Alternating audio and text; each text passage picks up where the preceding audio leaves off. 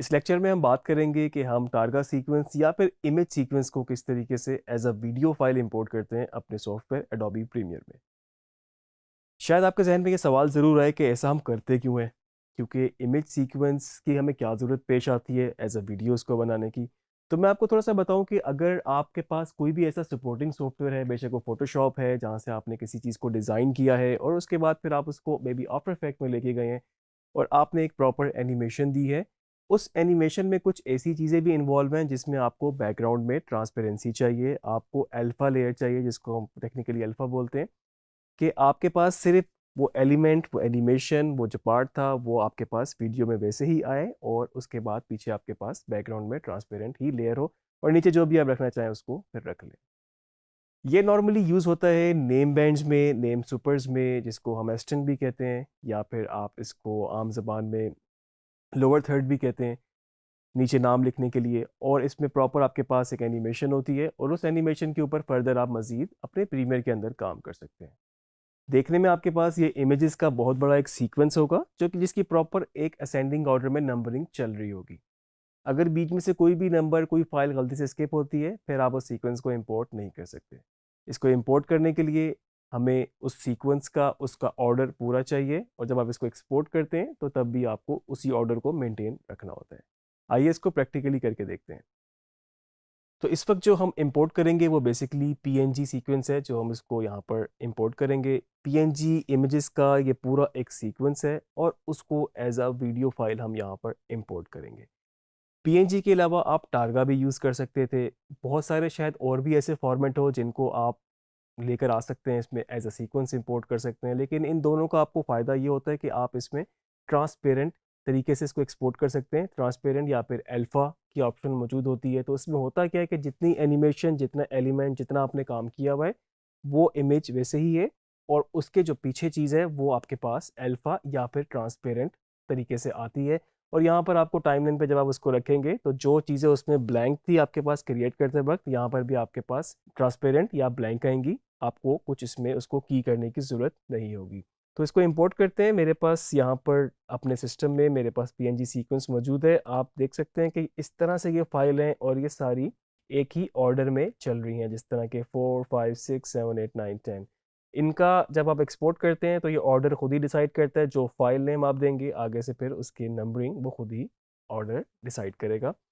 आपको अगर इसमें गलती से कोई फाइल रीनेम, कोई मूव हो जाए तो फिर आपके लिए मुश्किल हो सकती है, फिर वो इस इमेज सीक्वेंस को एज अ वीडियो इंपोर्ट नहीं करेगा।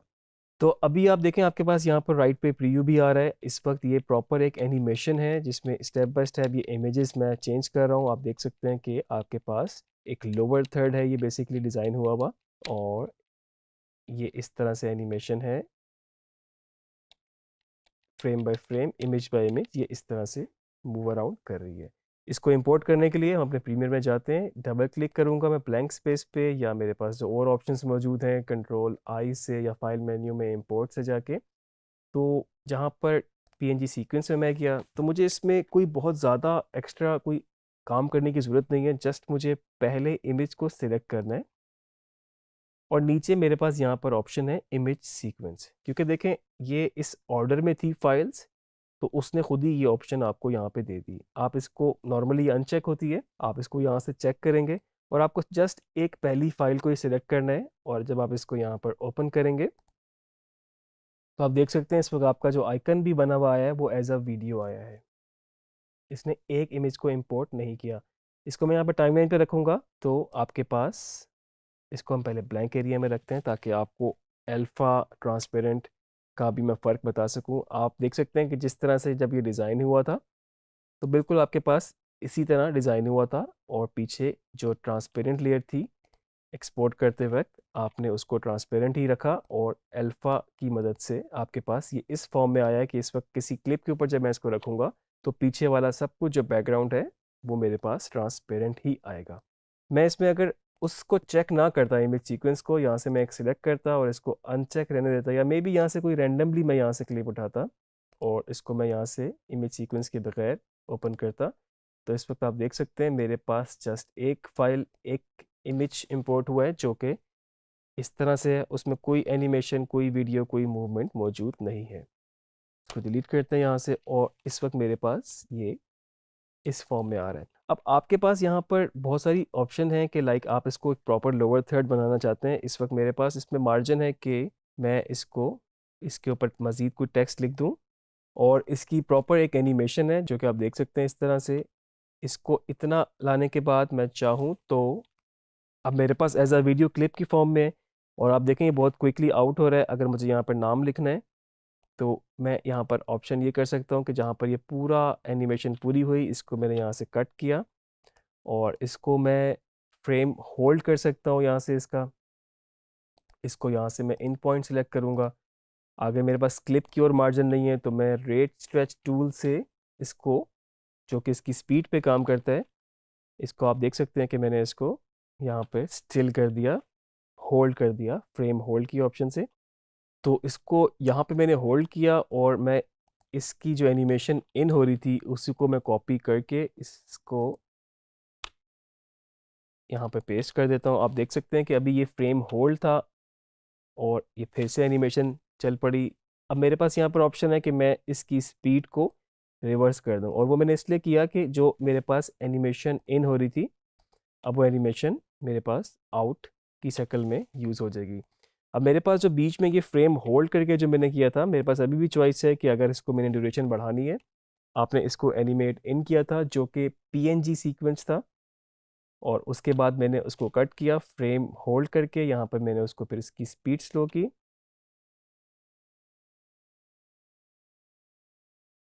और यहाँ से मैंने इसी एनिमेशन ये जो इन हो रही थी कॉपी पेस्ट करके इसको रिवर्स कर दिया। तो आपके पास प्रॉपर एक इन और आउट पॉइंट बन गया। अब आप चाहें तो अपने टेक्स्ट के थ्रू, जो कि आपके पास टूल की ऑप्शन में है या फिर आपके पास लेगेसी टाइटल की ऑप्शन में है, तो आप चाहें तो इसके ऊपर अपने लेगेसी टाइटल के थ्रू या फिर आप अपने टेक्स्ट का जो टूल है, इस वक्त हमें नज़र नहीं आ रहा, इसको हम थोड़ा सा ऊपर करेंगे तो ये टेक्स्ट टूल है मेरे पास।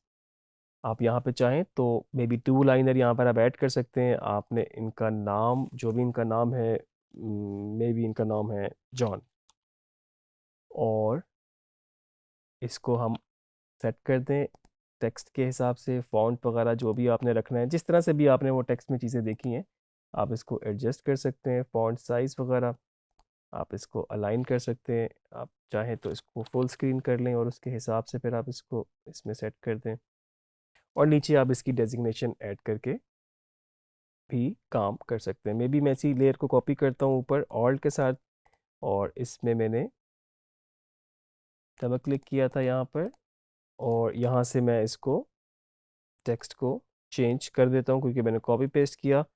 मैं यहाँ से इस पे फुल स्क्रीन चाहूँगा और यहाँ से इस लेयर को नीचे रख के, और मे बी ये हैं ग्राफिक डिज़ाइनर, इसका साइज़ हम छोटा करेंगे, थोड़ा सा इसका स्टाइल चेंज करेंगे हम। टिल्डा की दोबारा प्रेस की, तो इसको मैंने यहाँ से सिलेक्ट किया, और अगर मैं चाहूँ तो इसका फॉन्ट छोटा कर लेता हूँ, और फर्दर इसको यहाँ से मैं एडजस्ट कर लेता हूँ। ऑब्वियसली ये मैंने बड़ा क्विकली किया है, कोई जस्ट इसको वाइट में ही रखे, कोई शेडो कोई स्ट्रोक वगैरह कुछ भी ऐड नहीं किया हुआ। आप एस्थेटिकली इसको अच्छा सा डिज़ाइन कर सकते हैं। और इस तरह से मेरे पास ये जो टारगा सीक्वेंस था ये इन हुआ, और यहाँ से मैं अपने टेक्स्ट को इन कर सकता हूँ। एज अ क्लिप लेयर मेरे पास है, मैं इसमें चाहूँ तो जस्ट इसको फेड इन कर लूँ, या मैं कोई और भी वाइप, ट्रांजिशन, पुश, स्लाइड कुछ भी इसमें लगा सकता हूँ, और जहाँ तक मुझे चाहिए उसको मैं रखूँगा। ट्रांजिशन मैंने इस पर कंट्रोल डी से डिफ़ॉल्ट ट्रांजिशन लगाई, और यहाँ से ये एनिमेशन आउट होनी शुरू हो रही है तो इसको मैं यहाँ तक फेड आउट कर लूँगा। तो इस पीएनजी सीक्वेंस का मेरे पास ये फ़ायदा हुआ कि मेरे पास ये जो एनिमेशन थी जो कि मैंने अपने किसी और सॉफ्टवेयर में भी आफ्टर इफेक्ट पे क्रिएट की थी, और वहाँ से इसको मैंने एज अ सीक्वेंस एक्सपोर्ट किया था, और फर्दर मैंने यहाँ पर इस पर मज़ीद भी काम कर लिया। इस तरह से ये इन हुई, आपके पास जो आपने प्रीमियर में एलिमेंट ऐड किए टेक्स्ट के वो ऐड किया, और बाद में ये इसी तरह से एनिमेट आउट हो गई। तो आपने देखा कि हमने इसको, जो हमारे पास पीएनजी सीक्वेंस था उसको हमने इसमें इंपोर्ट किया, एज अ वीडियो फाइल आया, एज अ ट्रांसपेरेंट फाइल आया, एज अ अल्फ़ा आप इसको कह सकते हैं, उस तरह से आया। और उसके बाद फर्दर हमने इसके ऊपर टेक्स्ट लिखा। आप इसको सिर्फ टेक्स्ट के लिए या फिर लोअर थर्ड्स के लिए ही यूज़ नहीं कर सकते, बल्कि बहुत सारी ऐसी चीज़ें हैं, कुछ ऐसे एलिमेंट्स हैं जो कि आपने ओवरलैप करने हो वीडियो के ऊपर और आपने किसी और सॉफ्टवेयर में उसको क्रिएट किया हो, तो आप उसको भी इसमें लेकर आ सकते हैं। इसकी प्रैक्टिस करें। अगर आपको फोटोशॉप आता है, आप उसमें भी उस तरीके से इसको डिज़ाइन कर सकते हैं। आफ्टर इफेक्ट में प्रॉपर आप इसको डिज़ाइन करके एक्सपोर्ट करके प्रीमियर के अंदर लेकर आ सकते हैं, जो कि आगे जाके हमारा मॉड्यूल है आफ्टर इफेक्ट्स के भी, उसके अंदर भी हम इसको थोड़ा सा एक्सप्लोर कर लेंगे कि किस तरीके से आप एक्सपोर्ट में जाके अल्फ़ा ऑप्शंस को ऑन करके फर्दर इसको ट्रांसपेरेंट कर सकते हैं। प्रैक्टिस करते रहें अपनी चीज़ों की, आगे मज़ीद लेक्चर्स में और नई चीज़ें सीखेंगे, नई चीज़ों पे बात करेंगे।